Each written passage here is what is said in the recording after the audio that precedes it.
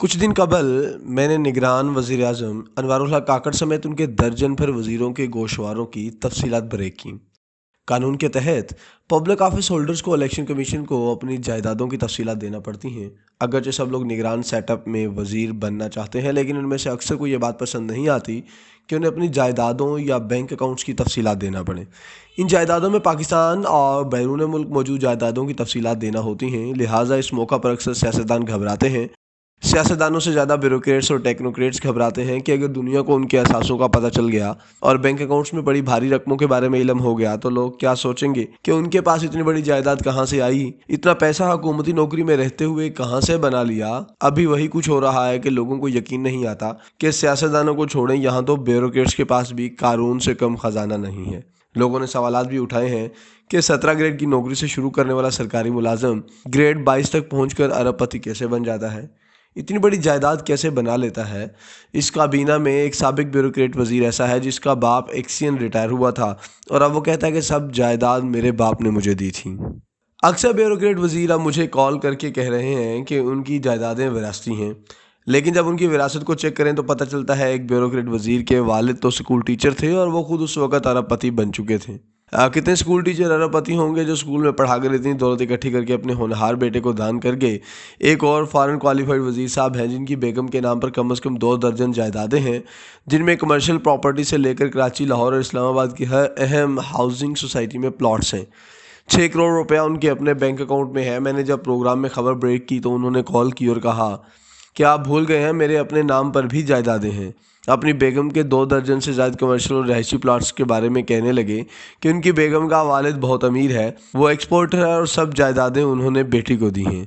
अब तकरीबन सभी ब्यूरोक्रेट वज़ीर यही जवाब पेश कर रहे हैं कि या तो विरासती जायदादें हैं या बाप ने बेटी को कमर्शियल और रहायशी प्लाट्स खरीद कर दिए हैं। हमारी वज़ीर ख़जाना डॉक्टर शमशाद अख्तर साहिबा के अकाउंट में 1 करोड़ डॉलर्स पड़े हैं जो उन्होंने डिजिटल पाकिस्तान में फिक्स कराए हुए हैं, जहां से उन्होंने डॉलरों में प्रॉफिट मिल रहा है। होना तो ये चाहिए था कि जब वो वज़ीर ख़जाना बनी तो उसे 1 करोड़ डॉलर पर अपनी ही वजारत और स्टेट बैंक से डॉलरों में प्रॉफिट लेना वक्ती तौर पर बंद कर देती कि वो मुल्क का ख़जाना चला रही हैं। ये मफादात का टकराव हो सकता है। खैर, बाज़ लोग समझते हैं कि उन्होंने पाकिस्तान में पैसा रखा है जिस पर उन्हें डॉलर में प्रॉफिट मिल रहा है, जो तकरीबन 7-8% के करीब है, और वो जब चाहे अपना ये सारा पैसा बैरून मुल्क अकाउंट में वापस ले जा सकती हैं और साथ ही वो प्रॉफिट भी। मज़े का गोशवारा वज़ीर दाखिला सरफराज बुगटी का है। एक बलोच हो और उसके पास जानवर ना हो। उनके पास जानवरों का बहुत बड़ा रेवड़ है, उसमें 90 तो सिर्फ ऊँट हैं। सरफराज बुगटी का भी मैसेज आया कि साईं एहतसाब के लिए हाजिर हूँ, जब कहीं पेश हो जाऊँ। सरफराज बुगटी में एक रिवायती बलोच वाला टच है।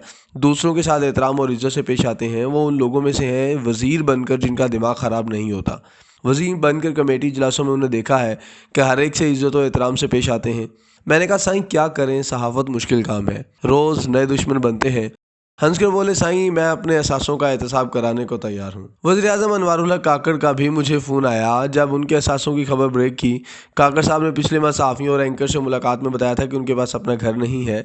वो कोयटा में 35,000 रुपये किराए के घर में रहते हैं। अब गोशवारे देखें तो वाकई उनके पास ज़ाती घर नहीं है, ताहम अकाउंट में मुनासिब पैसे हैं। मुझे कहने लगे उनके पास 20 एकड़ आबाई ज़मीन है जिस पर सेबों का बाग है, जिसका फल बहुत मशहूर है और लाहौर की मंडी में अच्छा बिकता है। मैंने मजाकन जवाब दिया, काकड़ साहब आप पठान भाई कंजूसी करते हैं। अगर आप भी साल में एक दफ़ा सहाफ़ियों एंकर्स को कुछ सेब भेजते तो हमें भी इल्म होता कि आपके बागात हैं। जहांगीर तरीन हर साल सहाफ़ियों को आम भेजते हैं, अपने बदतरीन मुखालिफिन और नाकदीन को भी, लिहाजा सबको इल्म है कि उनके आमों के बागात हैं। काकड़ साहब ने कहा लगाया और कहा शायद आप दुरुस्त कह रहे हैं, कोयटा का पठान कंजूसी कर गया। खैर, उन वज़ीरों के गोशवारों में जो वज़ीर सबसे गरीब निकला वो मुर्तज़ा सोलंकी हैं। उन्होंने सहाफ़त का आगाज़ 30-35 साल पहले अंग्रेज़ी अखबार से किया। वॉइस ऑफ अमेरिका में बरसों अमेरिका जाकर काम किया। वतन वापसी पर डीजी रेडियो रहे, फिर टीवी पर एंकर के तौर पर काम किया और अब पता चला है कि कुल असासों की मालियत 2 करोड़ है। एक तरफ आप काबीना में बैठे साबिक ब्यूरोक्रेट्स के असासे देखें तो लगेगा कि सब अरबपति हैं, और दूसरी तरफ मुर्तज़ा सोलंकी आपको गरीब लगेंगे। सोलंकी साहब से ज़्यादा असासे तो मेरे प्रोड्यूसर राना अशरफ के होंगे।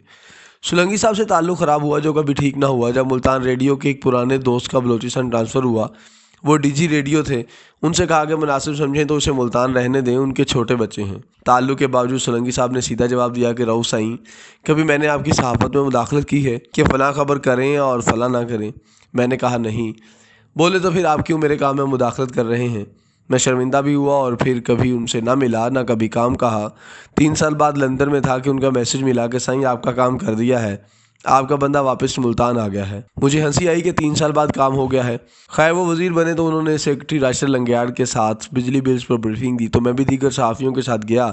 ब्रीफिंग ख़त्म हुई तो चाय पिलाने दफ्तर ले गए। बड़े फ़ख्र से कहा कि पहले यहाँ अच्छे खासे खर्चे और खाने चलते थे, लेकिन मैंने सब कुछ बंद करा दिया है।